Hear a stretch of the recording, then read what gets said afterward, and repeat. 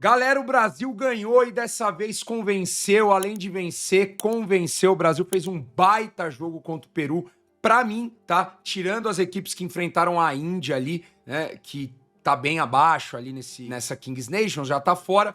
O melhor primeiro tempo de uma seleção nessa Kings Nations, aí o Brasil contra o Peru. Peru que fez, né, um jogo duro contra o Catar, um jogo duro também contra a Espanha, chegou a ficar 5-4. Baita primeiro tempo do Brasil. E tudo começa, claro, com o escalonado. Sempre começa por aí, né? Para você poder se adaptar da forma que você quer, porque você tem o placar na frente. O Brasil começa com uma mudança no escalonado. Dudu, treinador da seleção, e a comissão técnica escolheram trazer mais entrosamento, ou seja, começar com a dupla ali da Fúria e o goleiro da Fúria, o Vitão. Para mim, o Vitão aí um dos grandes destaques desse jogo do Brasil, tá? Muita calma ali, muita serenidade nos momentos Kings e também fazendo ótimas defesas quando foi necessitado disso. O Brasil então começa abrindo o placar com passe do Vitão e gol do Lelete. O Lelete faz 1-0. O Brasil acaba perdendo um ataque, mas consegue se defender bem e o Kelvin acaba entrando em quarto. Por quê? Normalmente, né, você coloca esse terceiro jogador, um jogador que tenha um pouco mais de defensividade. Então, o terceiro jogador, que provavelmente seria o Jefinho,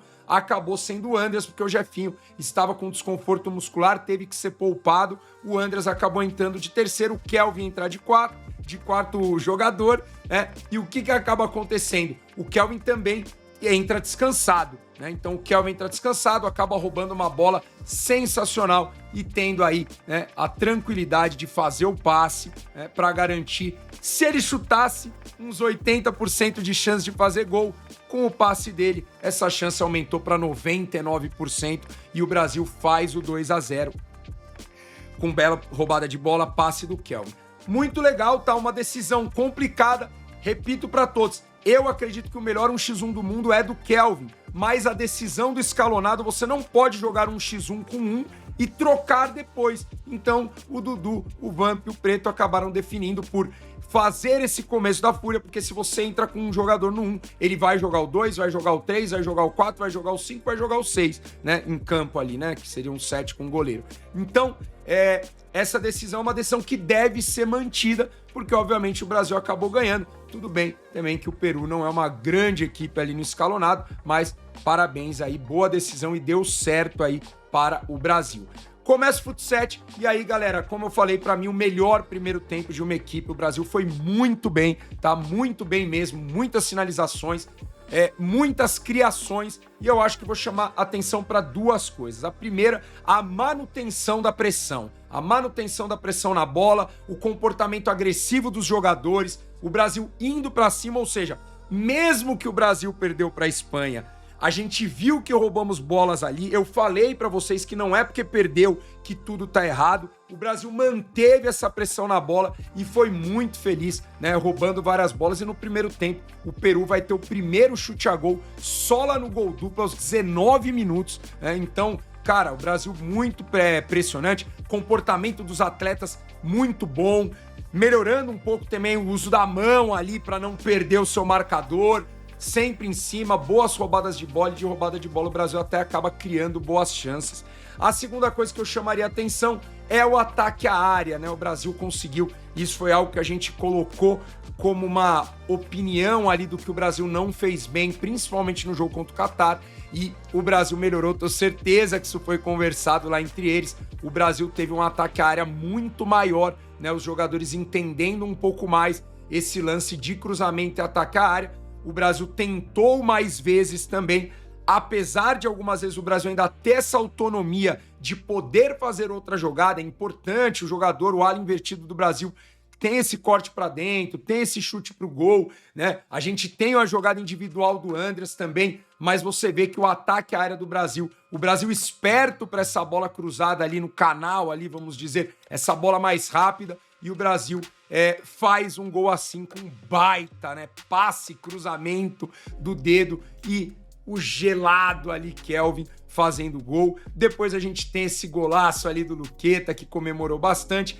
E a gente finaliza ali esse primeiro tempo com, né, um 4-0 ali. O pênalti presidente do Peru ali acaba diminuindo o jogo para o 4-1. Mas um primeiro tempo sensacional, 4-1 para o Brasil. Mais uma vez no dado, o Brasil não é tão feliz, 0-0, tá? Vale dizer que o Brasil não perdeu no dado. Eu costumo falar que essa parte do dado na Kings League, a influência dela é maior no jogo. Por que eu tô falando isso? A Espanha ganhou de 3-1 do Brasil no dado. A influência foi gigantesca naquele jogo. Mas a mesma Espanha, no mesmo número, perdeu de 3-1 pro Peru no dado, no jogo passado. Então, existe um pouco de imprevisibilidade, existe treino, existe um momento onde você coloca os seus jogadores, mas o dado existe um pouco de imprevisibilidade e eu, pelo menos, estou tranquilo com esse momento do Brasil. Acho que o Brasil não vai tomar mais o 3-1 que tomou da Espanha, mas claro, 0-0 contra o Peru. A galera queria ver um golzinho, não saiu, e aí a gente vai para o segundo tempo com tranquilidade. O Brasil mudou seu sexteto no segundo tempo, o Peru melhorou no jogo, sim, vale dizer, acho que o segundo tempo do Peru foi um jogo melhor, até o Peru dos 23 ali até os 30 minutos, acho que o Peru foi melhor no jogo, mas a gente já estava com o controle do jogo também, então a gente manteve mais a posse de bola. Quando a gente volta ali com os jogadores que estão um pouco melhor aí na Kings, a gente tem um gol, inclusive, saindo deles, o Lipão faz uma tabela com o Kelvin e o Brasil faz o 5-1, dando aí mais tranquilidade ainda, né? O Peru acaba errando o seu shootout, boa defesa ali do Vitão, o jogador se complicou, e aí o Brasil vai pro match ball com 4 gols de diferença.